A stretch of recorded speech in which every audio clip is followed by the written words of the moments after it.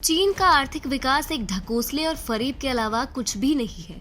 और ये हम नहीं बल्कि उसकी आर्थिक स्थिति का बड़ा हिस्सा माने जाने वाले रियल एस्टेट सेक्टर की सबसे बड़ी कंपनी एवरग्रांड का डूबता हुआ ग्राफ दर्शा रहा है। ये दिखाता है कि चीन वैश्विक स्तर पर अपने आर्थिक विकास का बस एक कल्पनाशील आवरण चढ़ा कर बैठा है। ऐसे में एवरग्रांड कंपनी की हालत से चीन भी हड़बड़ाहट में है और इसी के चलते वैश्विक बाजार में अस्थिरता का माहौल है। ऐसे में इस कंपनी को डिफॉल्टर होने से बचाने के लिए पीपल्स बैंक ऑफ चाइना ने वित्तीय सिस्टम में 17 अरब डॉलर का निवेश किया है, जिससे आर्थिक गतिविधियों में सुधार हो और उसके जरिए कंपनी की आर्थिक स्थिति भी सुधरे। TFI पर आपका स्वागत है और मैं दीक्षा नेगी आपको बताने जा रही हूँ कैसे चीन अब दुनिया को दिखाने के लिए रियल एस्टेट कंपनी एवरग्रांड को बर्बाद होने से बचाने के प्रयासों में जुटा हुआ है, पर उसकी बर्बादी लगभग तय है। चीन का हाउसिंग बबल फटने लगा है और इसके लपेटे में आई है वहां की रियल एस्टेट कंपनी एवरग्रांड, जो अपने निवेशकों के साथ ही ऋणदाताओं को भी कर्ज का पैसा नहीं चुका पा रही है। ऐसे में पूरे विश्व के शेयर बाजारों में गिरावट देखी गई है।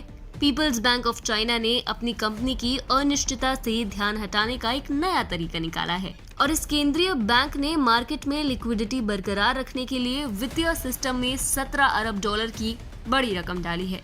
चीन इससे ये दिखाना चाह रहा है कि वो अपनी इस कंपनी को डिफॉल्टर होने से बचाने के हर संभव प्रयास कर रहा है। इसका एक बड़ा कारण ये है कि जनवरी के बाद से ओपन मार्केट ऑपरेशंस के जरिए फाइनेंशियल सिस्टम को मजबूत करने की यह सबसे बड़ी कोशिश है। नियमों के मुताबिक एवरग्रांड को इस वर्ष के अंत तक बॉन्ड्स पर 67.9 करोड़ डॉलर के इंटरेस्ट रकम का भुगतान करना है। इसमें से 8.35 करोड़ डॉलर का भुगतान तत्काल प्रभाव से किया जाना है। अगर 30 दिन के अंदर ये भुगतान नहीं होता तो इसे डिफॉल्ट माना जाएगा। एक तरफ चीनी बैंक ने पैसा लगाया तो दूसरी ओर हांगकांग स्टॉक एक्सचेंज में कंपनी के शेयरों में बढ़ोतरी देखी गई।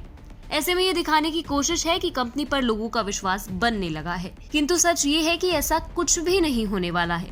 कंपनी की हालत के कारण निवेशकों का भरोसा उठ चुका है। सिक्योरिटी कूपनों के भी डिफॉल्टर होने की बात कही गई है। ये ऐसे पेमेंट होते हैं जिनके तहत 30 दिन में भुगतान करना होता है। ये कूपन इस वर्ष के अंत तक 669 मिलियन डॉलर के बॉन्ड ब्याज का हिस्सा बन सकते हैं।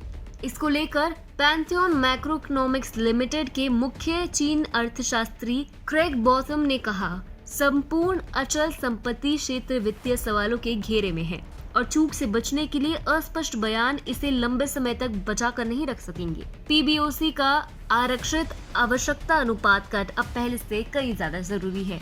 एवरग्रांड के डॉलर मूल्य वर्ग के ब्रांड पर भुगतान गुरुवार को होने वाला था। न्यूयॉर्क में कारोबारी दिन के अंत तक कंपनी ने अभी भी सार्वजनिक रूप से यह नहीं बताया था कि उसने भुगतान किया है या कोई योजना बनाई है। यही कारण है कि अब निवेशक और कर्जदार अपनी कीमत बॉन्ड में लेने को तैयार नहीं है। एवरग्रांड को इस साल के अंत तक जो कीमत चुकानी है वो उसके लिए चुका पाना नामुमकिन है। संभवतः यही कारण है कि अब चीन ने अपनी कंपनी से वैश्विक ध्यान हटाने के लिए जनवरी के बाद बाजार में सबसे ज्यादा पैसा डाला है, जिससे तरलता बनी रहे।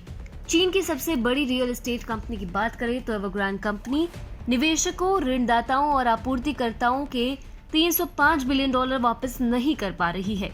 कंपनी के 70,000 निवेशकों ने पूरे देश में फैले हुए कार्यालयों पर प्रदर्शन किया। एवरग्रांड के इतने प्रोजेक्ट्स अधूरी अवस्था में पड़े हैं कि उनके सभी फ्लोर एक साथ रखने पर अमेरिकी शहर मैनहट्टन का 3/4 हिस्सा ढक जाएगा। ऐसे में चीनी शेयर बाजार में गिरावट आई है, जिसका असर वैश्विक बाजारों पर भी पड़ रहा है। ऐसे में चीन तरलता लाने के प्रयास कर रहा है, किंतु सच यही है कि छोटे समय में विशाल कीमत चुका पाना एवरग्रांड के लिए सर्वाधिक मुश्किल होगा।